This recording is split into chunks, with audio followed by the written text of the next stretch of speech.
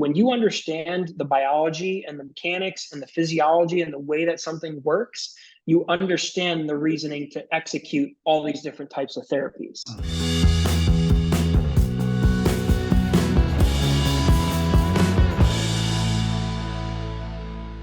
Welcome back, or welcome to Grateful and Full of Greatness. I'm your host, Marco Cini. On this podcast, I sit down with guests who, in my opinion, live their lives with the pursuit of greatness in mind. This platform allows me to discuss and explain strategies that go into reaching peak performance. This is episode 55. My guest is Joseph Radich, founder of R3 Health and Med House in West Palm Beach, Florida. Joe is a board-certified physician assistant focused on holistic, integrative, alternative, and anti-aging medicine. Joe believes patients should be educated and empowered. His book, Autonomy, Taking Control of Your Healthcare in a Broken System, offers an innovative perspective on the past, current, and future states of the medical system in the United States. His practices include advanced training and utilization of stem cell therapy, PRP, biohacking, and regenerative modalities. Joe aims to help people take back control of their own health, wellness, and disease prevention. With practices in Palm Beach, Florida, and Manhattan, New York, and with eyes on expansion, Joe and his team are applying cutting-edge treatments with a whole-body approach to help patients strive toward optimal health. I thought Joe would be a perfect guest, being that I talk in depth about the integrative approach from the sports psychology front. I'm excited for our community to hear Joe's story, his pioneering philosophy, and how he's been able to provide tangible resources for optimization. Joe, thank you so much for taking the time to come on here. Thanks so much for having me on, Mark. Wow, what an intro. I hope I live up to half of that. Absolutely. I mean, I want to start where preventive versus just treatment. When did you realize alternative medicine rather than the traditional practices were going to be the way you go in life? Yeah, so really kind of right from the beginning of my medical career. So you're an athlete, you know, right? So I come from my conventional training in orthopedic surgery, and just working with patients in an exclusive orthopedic setting, I learned very quickly the reality of medicine, and the healthcare model was not good. I mean, I had attending orthopedic surgeons who, were very willing to go do a hip replacement, but didn't care that a patient's hemoglobin A1C was 12 and they were an uncontrolled diabetic, right? So what expectations did we have going into that hip replacement with someone who has uncontrolled diabetes, right? They're going to have complication after complication after complication after complication. And then in 6 months, they're going to come back to their orthopedic surgeon upset, saying, oh, my artificial hip is not working. Well, it has nothing to do with your artificial hip. It has everything to do with your uncontrolled diabetes, or that you're 50 pounds overweight, right? So it was that living in that life and living in that kind of experience for several years that made me transition completely out of the traditional healthcare model and get into more of an integrative approach, which I'm sure we'll talk about. But I learned really quickly that our healthcare system was atrocious and it really wasn't helping people.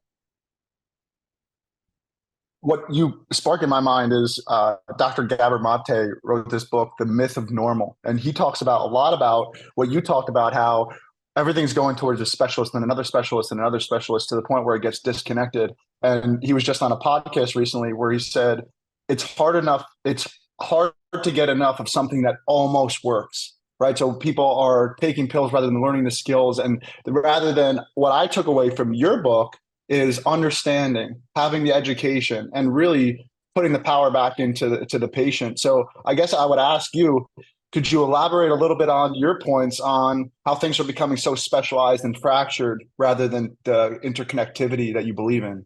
Yeah, and so again, that's probably one of the most critical components to why the healthcare system is bad, is there's no continuity of care, right? Here in America, it's subspecialty after subspecialty. And because we do a lot of things really well here in America with the healthcare system, everything has become such a specialized approach. But when you do that, when you're so in the trenches with things in a day-to-day aspect, you lose sight of the big picture, right? And where traditional healthcare falls short is they don't look at the 30,000 foot view, right? Everyone is so in the trenches and looking at these minor subspecialty, disciplines, that we lose sight of the body as a whole, right? And one of the failures of our healthcare system is that we fail to recognize the interconnection of all these different organ systems, right? Your brain, is integrated with your gut is integrated with your immune system, your immune system is integrated with inflammation impacts your hormones, right? We recognize in integrative medicine, we recognize the connections between all those different organ systems. Traditional healthcare doesn't, right? And you can go to your rheumatologist, you can go to your orthopedic, you can go to your endocrinologist, you can go to your dermatologist, you can go to your primary care, you can go to, you name it, but none of them communicate, right? The left hand doesn't know what the right hand's doing.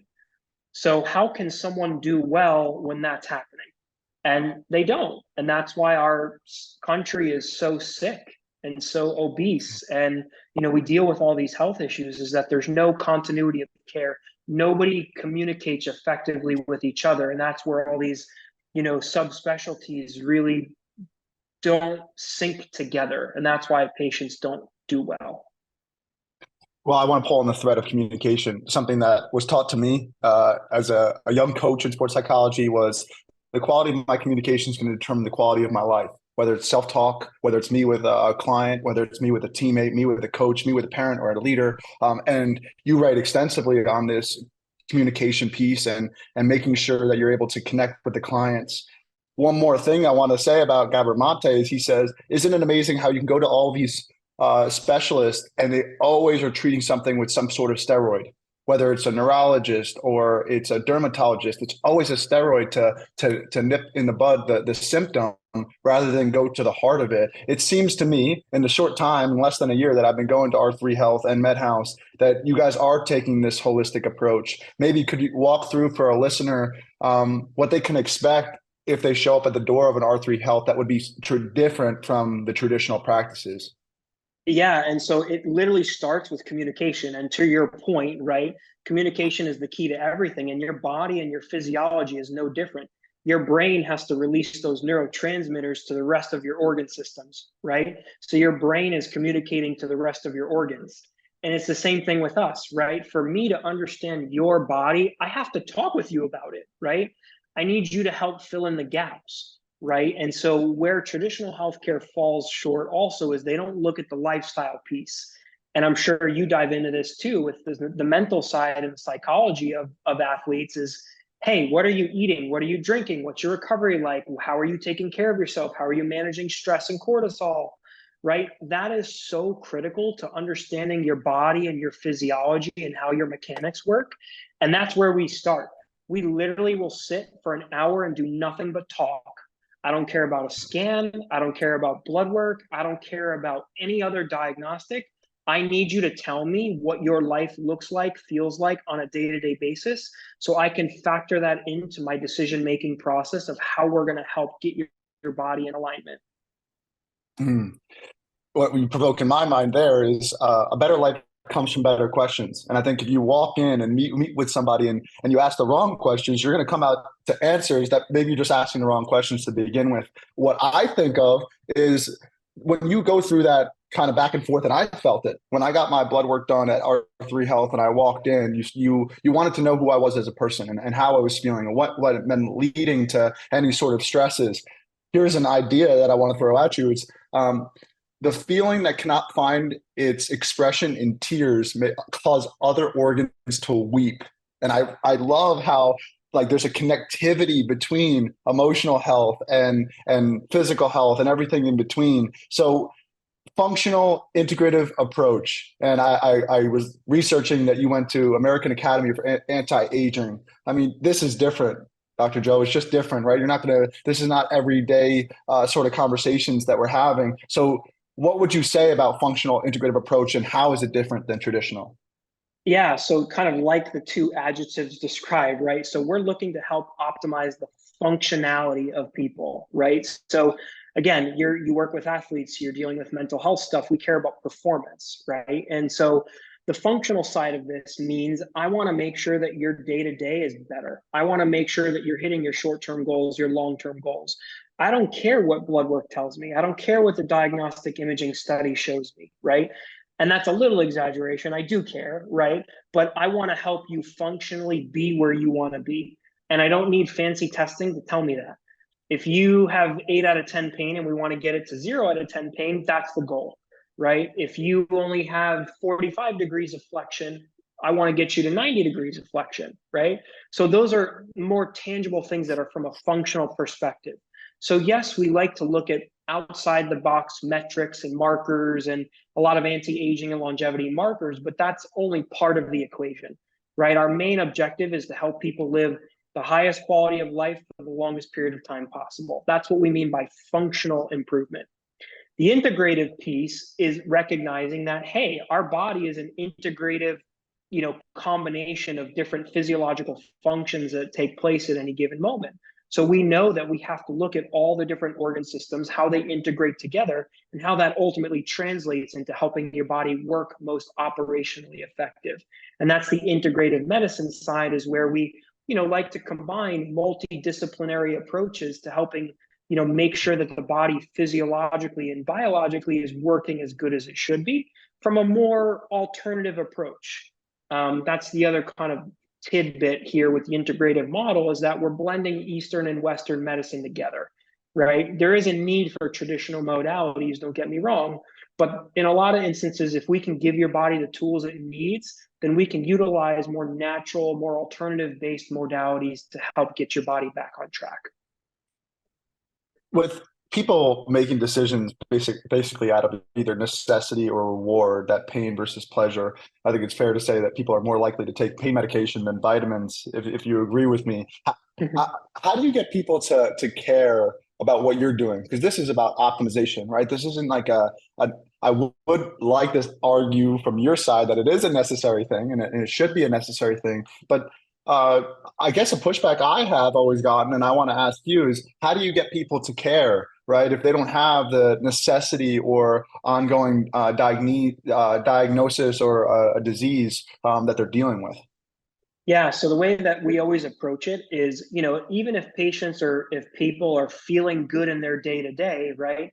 Our mission is to optimize, right? So yes, your day to day is good and you have no quote complaints, right? But why not try to be the best version of yourself, right? So yes, I feel good. My day to day is great. Like compared to someone else my age, I'm doing pretty well, I think. But why not be better? Why not try to make sure that you can continue that amazing lifestyle for as long as possible? And that's our argument, right? We want to help people be their best today, but we also want to prevent that disease process from starting to come to fruition down the road. It's almost making inaction costly, if you will. I want to go to the leader behind it all, you, for a couple of questions. And I was sitting down with one of my best friends in the world, 97-year-old grandfather, and he's been in the investment business for a very long time, retired as an executive of American Express. And after that, he's just been in the investment business. And what he was saying to me is, Mark, you always have to look at the leadership group when it comes to stocks, when it comes to businesses, when it comes to anything. And you're the man at the top of this. And as I was researching you, looking into what you've done so far, I also came across that your parents were in service-based industries. Do you mind talking a little bit about that and the impact they had on you, being that they were two people of service right from the beginning when you were a young man? Yeah, and I'm actually, it makes me emotional that you even asked that question. I love that you asked that question. So I give a lot of my success, I'm blessed to have great success and I've worked really hard, but a lot of it comes from my parents, So yeah, I grew up with very hardworking, lower middle class parents, which again has taught me a lot of life lessons. So I don't come from great means, but I come from humble beginnings. I come from a very hardworking family. I think that's the one thing that was instilled in me, like literally as a child, is I might not be the smartest person, but I'm going to outwork you 3 times over, right? And that also, I think, is a big part of just people in general, right? It doesn't take a brainiac to accomplish amazing things. It takes a good work ethic and really solid core principles and philosophies. So, my mother was a teacher. So she worked really hard. She was also in the medical field as a nurse. So I learned that kind of empathetic delivery. My father was a New York City fireman for over 30 years. So again, I have that kind of civil service and that empathy and that hardworking, camaraderie, brotherhood type of background and growing up. So they really instilled to me very important core philosophies early on in my life, and I'm very grateful for both of them. And they also have overcome some health, issues themselves. So that has also helped me kind of develop into the person that I am. So very grateful to have my parents still in my life with me. Amazing. And right when you open Autonomy, your book, I saw those core values of empathy, compassion, genuine, and teacher. And it's obvious to me hearing even that short minute or two about your parents where that is derived from. Going a little bit deeper, where does the entrepreneurial spirit come from? I mean, you have your father, a part of the firefighters, and that's a team-based thing for 30 years, and your mom's a teacher and nurse. Where do you go out on your own and have this risk factor for starting something in West Palm? I actually kind of go back to just like my work ethic in general, right? So I've actually been a working person since I'm 12. And even as a teenager and young teenager, I was working in actually, ironically, the food industry. I think at some point we all have a job in the food or service industry, right? So at 12 years old, literally, I was working. And I worked all to basically put myself through college and undergrad college. Again, coming from a very humble, hardworking family, we didn't have a lot of money. So I put myself through college, including my secondary education. And so really the entrepreneurial side, I think, was just conditioned into me, just being a hardworking person. And again, having and seeing this medical model and, seeing the lifestyle of people that I was around growing up, just knowing that I could be better if I really worked hard. And really, I don't come from a background of entrepreneurs, to be honest, like, as you alluded to. So it was just really something that my brain conditioned myself to kind of strive for, just being a very hardworking person. I don't think many people can relate to being so tip of the spear founder like yourself, the success that you've had. But I always say that people can relate to the pain and the suffering and the hardship and the overcoming of adversity. So if you don't mind, I want to go there for a little bit and just ask you, as you were getting into this field and starting something up on your own, or maybe even right before that, what were some of your major roadblocks or pushbacks that you were getting? Because maybe since this was so different, it's not traditional, right? I'm not sure everybody was happy that you were doing this or going this route. Could you talk about those roadblocks or pushbacks?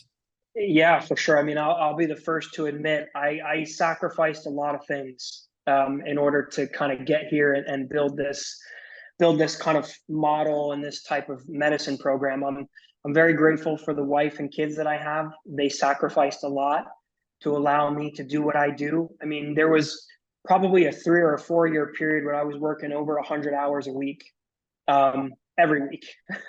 So there was a lot of sacrifice that goes into that, obviously.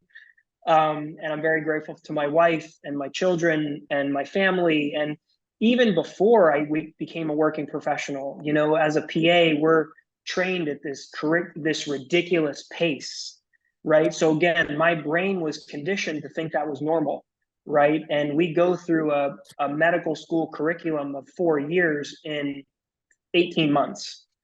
So I'm just conditioned to work that way. And so, yeah, there were a lot of hardships, and there's still a lot of hardships. Thankfully, this is a Zoom. You can't really see the circles under my eyes, but uh, I'm very grateful that my family, deals with what I have to deal with, and they're very understanding and appreciative. And so, yeah, we work really hard still, and we're still trying to do great things and really help as many people as we can. But we learned a lot of lessons financially, business wise, personally as well. And again, in order to grow, you have to learn from those mistakes. And so I've been fortunate enough that my mistakes haven't cost me dearly, Mm, economically, personally, whatever. And I've learned a lot from them. mm. No breakdowns, no breakthroughs. I want to bring up one more thing that came to mind, and it's strictly about you, and then we'll move into the business side of it. There's something called the Solomon paradox. which says that we're much better at giving advice to others than listening to that exact advice ourselves. And here's a guy who, when I first met you, were promoting stress reduction and recovery and relaxation. And if you go into R3 Health and you go into Med House, you have the sensory deprivation tank that I'm always using, these things that calm you down. How do you handle that yourself? Right, on the personal front, right? There's 3 to 4 years Yep. of working 100 hours. How do you recover yourself and make sure you're taking care of yourself too? Yeah, so thankfully I have the blessing and opportunity to utilize amazing, technologies and medical equipment. And so, I'm in that float tank myself at least once a week, as best I can with my travel schedule. But it's very cliche, and the analogy we use in healthcare is that doctors make the worst patients, right? Medical providers make the worst patients too. But you have to understand that you're only as good as the effort that you give to yourself, right? And I can't take care of and help other people if I'm no good, right? So I have to pencil in time for myself and recovery time, and give myself the best opportunity to be the best for me, my family, but also our patients. So yes, I'm doing the wonderful modalities and technology we hear, the float tank, the hyperbaric chamber. I love the infrared device we have, the light stim bed. I do IVs regularly, right? So we're big advocates here at peptides. So I do a lot of immune peptides like thymosin beta. We do a lot of BPC, so body protective compound. It's a great anti-inflammatory peptide. I'm getting my glutathione drips. I have myself on a nice hormone regimen, a great supplement program, right? I have to do those things in order to get through and be able to help so many people. So those are the types of things I do routinely. You saved me a question. You just went through all the things that you provide, and there's more behind that as well. This is not a one size fits all approach. I love from the very beginning the individualized nature of it. And even on the sports psychology front, I wouldn't expect someone to have the same personality and background. Every single client is different. There has to be some sacrifices when it comes to the individualized approach or customized approach. Maybe when we're talking about the healthcare system, maybe there's this expedience that can happen because you can just cover the bases of so many people at once. How do you handle that? The influx of having many patients that you look after, but also keeping it individualized.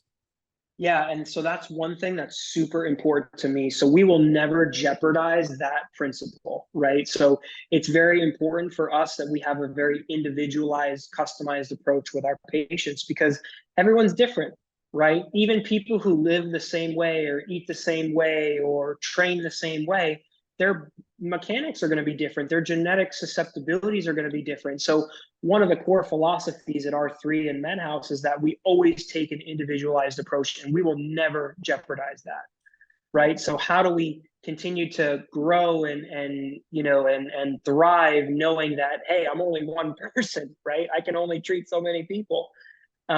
It's all about our team development and implementing strategies that are easy to execute. So we take a very individualized, kind of simplistic approach for our patients, right?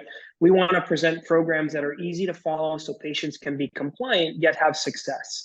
And the key goes back to that communication piece, right? We don't see patients once a year. We see patients a minimum quarterly, right? We need to make sure that you're giving feedback and we're making adaptations throughout the process so that way we don't have to make a whole 180-degree change. We're making those little refinements throughout the calendar year so that we make sure that you're consistently putting that best foot forward so that we don't ever get to a place where we have to do a full overhaul. And that's what allows us to service so many patients and people because we're making those little refinements through the year that don't take a lot of effort. They just take consistency and communication in order to execute those little refinements throughout the year. The little refinements. I've always been looking for a way to maybe a one-liner or two-liners to explain optimal performance, high performance, or peak performance. And this comes from Dr. Versari. As she told me, it was micro adjustments for big difference in results, or small adjustments for big difference in results. And I felt that when I went into one-on-one meetings with you and Aislinn, where I'm able to get this feedback and I said, okay, can you simplify it for me? Where should I start? Rather than have a laundry list of things to do. It's been said to me that facts fade, but stories stick. So I was hoping to get maybe one or two stories about a patient that maybe you've worked with or you've seen come through the facility that was able to like turn back the clock through the strategies. And maybe do you have anything on the story front about a patient who was able to get some significant results? Yeah, I mean, sure. I mean, listen, thankfully, again, we've been in a situation where we've had incredible success stories, right? So we could go many different directions. One of the things that I go back to is one of our biggest success stories is a patient who was dealing, so we deal a lot with neurodegenerative disease, right? So Parkinson's, MS, dementia, ALS, stroke, traumatic brain injury, athletes, post-concussion syndrome, encephalitis, those types of things. So we had a very successful executive that wasn't taking good care of himself, again, was burning the candle at both ends, and really drove himself to basically have a stroke. And this is a very, high executive for a publicly traded company, doing hundreds of millions of dollars a year. And this guy basically became non-functional. He was basically a vegetable. And he survived the stroke. He was able to get out of the hospital, but he had no quality of life, no functionality. He was on, a handful, a dozen of different medications. And we were actually able to get that guy back to a working capacity. We were able to get him off all prescription drugs. We were actually able to get him back to not quite the caliber of his pre kind of catastrophe, but he got back to an upper executive position. And this was a guy who basically was in a medically induced coma for 6 weeks.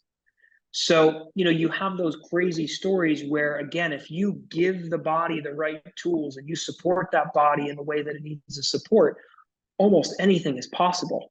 Another story comes to mind very quickly that we do a lot with stem cell therapy. So we do a lot of regenerative types of therapies. Simple story. We had a young kid. He was probably 25. Long story short, wrong place, wrong time, gunshot wound in his back. Bullet was lodged in his spinal cord. Instant paraplegic. All 4 of his limbs immobile. We ended up doing a stem cell procedure on him, and he actually was able to start walking again. Wow. Crazy story. And again, a lot of variables that go into that type of a story, but this was a 4-quad paraplegic, immobile, walking on his own. So it's incredible. Hard for me to respond immediately to that one. That's just amazing. It's there's probably people out there that are saying, yeah, right, I'll believe it when I see it. But with the way in which when you walk into R3 Health and Med House, how you guys approach clients, and it is individualized, and there is that empathy. How you start the book. I think that's really powerful, and I guess it dovetails really nicely into where I wanted to go next. That you can provide all these tools, but there is that side from the patient or the client. And you have this chapter in your book called Creating Smart Healthcare Consumers. Do you mind expanding on that and how a listener right now who is a potential consumer of what you're advocating for, how do they become smarter about their decisions? Yeah, so I think one of the problems of why our healthcare system just hasn't gotten better is that we haven't, and we collectively, like the masses, we just haven't challenged our healthcare system, right? Unfortunately, we're conditioned to go to the doctor, listen to what the doctor says, and not question a thing and just go through with it, right? And that's wrong, because that approach hasn't yielded us great outcomes. Look at our healthcare system, right? We just go in and with the expectation of, well, I'm just going to do what my doctor tells me because my doctor's smarter than me and he knows what he's doing. Yes, maybe that's true, but it's also not true. right? They're not taking your individuality into it. They're not taking into your lifestyle. They're not taking into all these other pieces of the equation. So no, it's not true. And we have to educate people on how to challenge their doctors, or why there is another approach, or the fact that there is another approach to managing healthcare, right? This is not a one size fits all. This is not a cookie cutter approach. So there are other avenues for patients and people to explore to help them actually get the medical care that they're seeking or that they're looking for. And that's what we mean by creating a healthy, healthcare consumer. Is we need to educate. It literally boils down to what we were talking about in the beginning: is communication and education and awareness. So when you come in to speak with us, as you know, Mark, like, we're all about education, and we're all about giving you the information so that way you can make your own decision, not a healthcare dictatorship, which is what we currently get traditionally, right? It's about helping people understand their options, helping people make their own informed decisions. That's really where the name of the book comes from. Autonomy is the ability for you to make your own decision, right? So that's what we try to strive for here at R3 and MedHouse, is just giving people the empowerment, the education, the tools to make their own choices. I was smiling and I was nodding as I was reading the book. Between 2011 to 2013, before she beat it, my mom was diagnosed with stage 3 lymphoblastic lymphoma. And one of the main things that she's taken away, and she'll share with other people, including me, is that you have to be your own advocate, right? Just because there's so many people out there that have so many clients and patients that they have to take care of, that no one's ever going to look after you the way you'll look after yourself. And I learned that because my mom learned that firsthand. You talked about challenging. You talked about asking better questions. I read a book called The Catalyst, and it was more about how people don't need to do more. They need to learn about the barriers that are in their way. And one of them has to do with understanding and getting the information and the education. To someone listening that goes, okay, all right, Dr. Joe, I'm listening, but I'm not there yet. How would you suggest or recommend they do that challenging? Like, what is a one way that they can, what's the strategy for them? So it's not so effortful. Yeah, no, it's a great question. And it's funny, right? So the old cliche is work smarter, not harder, right? This is no different. It's helping to remove the barriers or take away the barriers that allow you to accomplish your goals. And again, it starts with just seeking, kind of the awareness, right? So here, like, we're understanding that there are different ways to manage your healthcare, right? You just need to know where to find it, right? So, clinics like ours, and there are wonderful clinics throughout the world that do what we do. You just have to find them. You just have to seek them. So my biggest guidance here is challenge your healthcare practitioners, right? Don't settle for what they're telling you. If you don't like what they have to say, challenge it, right? And I'm not talking about in a negative, condescending way, but hey, like, this is what you're telling me is my treatment plan. Like, have you thought about this? Or what if this happens? What do we do then? Or, hey, can we look at something alternatively? Don't be afraid to raise your voice and be your advocate, because like you just said, Mark, like, if you don't, it'll never happen. So try to take away those barriers by being confident and seeking alternatives and educating yourself on other ways to kind of help yourself. I'm going to go on this thread a little bit more. And the reason I'm double clicking is because I'm a believer, but I know that somebody listening to this is like, wow, that's just overwhelming. This is just, I'd rather just stay with what I know. That's really nice, that conversation I listened to. But I guess I would ask you to go a little bit deeper into what you brought up before, from like the BPC and the hormone therapy. Could you talk about why that's beneficial? Why should people even care about it? Because to them, it just seems extraneous or auxiliary rather than fundamental and really, really vital. Yeah, so the treatment modalities that we implement for our patients, these are things that, again, we know there's this stereotype out there of what we do, of like voodoo medicine, right? Or snake oil, or all these other stereotypes, right? All of what we do and the modalities that we use and the treatment courses that we use, these are all time-tested things, right? These are all things that, there is literature and there is data behind it. Again, it's not data that you get from the New England Journal of Medicine, right? FDA funded double-blind placebo studies, et cetera. And that's another conversation for a whole nother day, right? But there's plenty of research, there's plenty of data. Peptide therapy, for example, this is something that, is now starting to emerge and the awareness is getting out there. But BPC 157 has been in clinical use for over 20 years, maybe even closer to 30 years. So it's not that it's Mm, new. This is stuff that's been around, we've been using, we know it works great. The mm, awareness just needs to get out there, right? So mm. again, my thought here is, well, challenge your practitioners.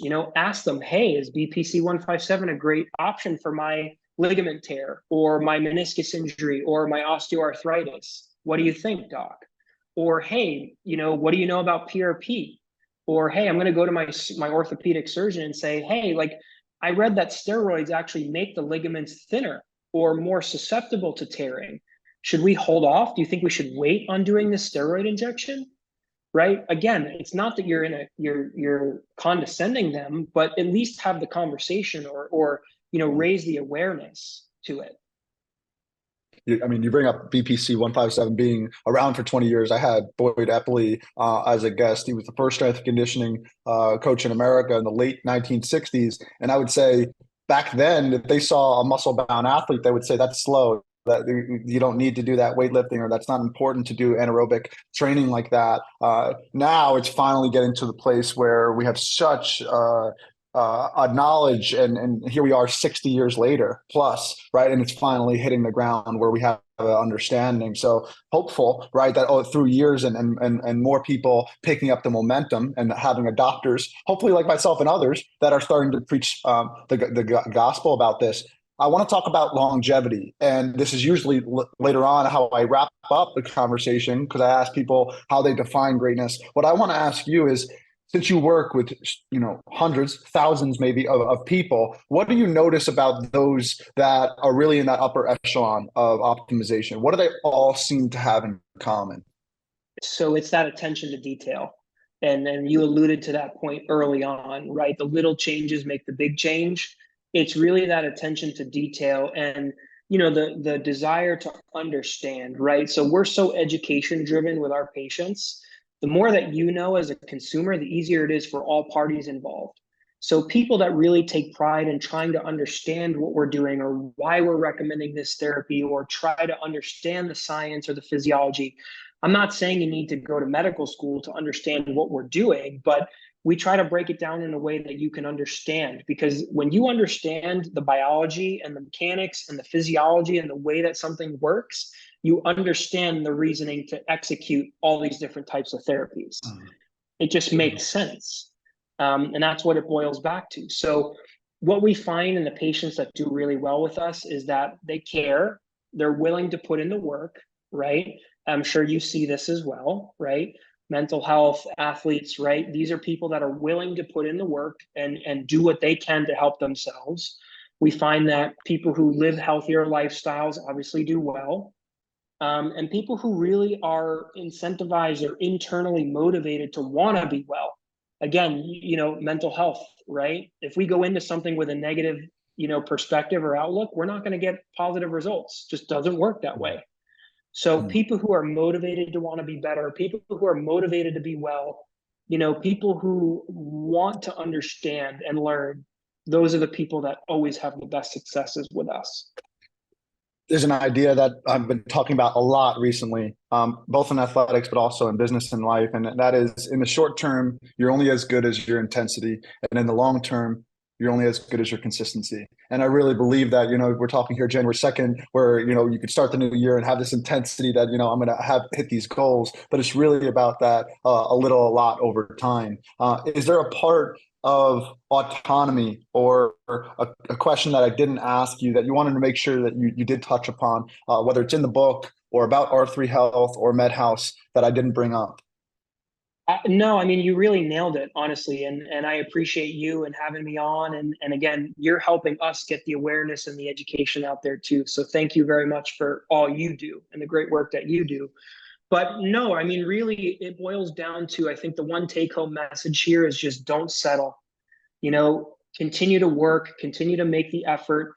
Don't let someone pull the rug out from under you. Don't let someone take the wind out of your sails, right? Continue to push and work and drive and make effort. You can be in control of your own destiny. So as you know, Mark, the mind is a very powerful thing. So as long as you continue to have a positive mindset, you can have a positive physical outcome as well. So don't settle, challenge people, educate yourself, try to learn something new every day. Incremental change. We always talk about trying to be 1% better every single day.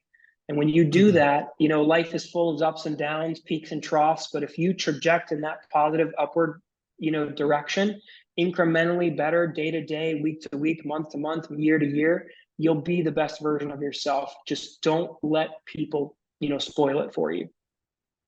Outstanding. R3 Health and Med House, based out of West Palm Beach, Florida. You're also in Manhattan, New York. I hear talks about expansion, but we'll keep that for a topic for another day. I want to be conscious of your time. One last thing would be that I saw that you also have a 501c3 foundation. I believe has something to do with your father, called Renewing Our Heroes. I want to give a plug for that. I want to give a plug for Autonomy, but also, if you don't mind taking us home, where listeners can learn more about what we're talking about here, about R3 Health and Med House, where would you direct them? Even the foundation as well. Yeah, so really we've tried to really make our internet presence known. So really our websites, really. So on the R3 Health side, r3health.co, co, always throws people off. Same thing with MedHouse. So we're at medhouse.co.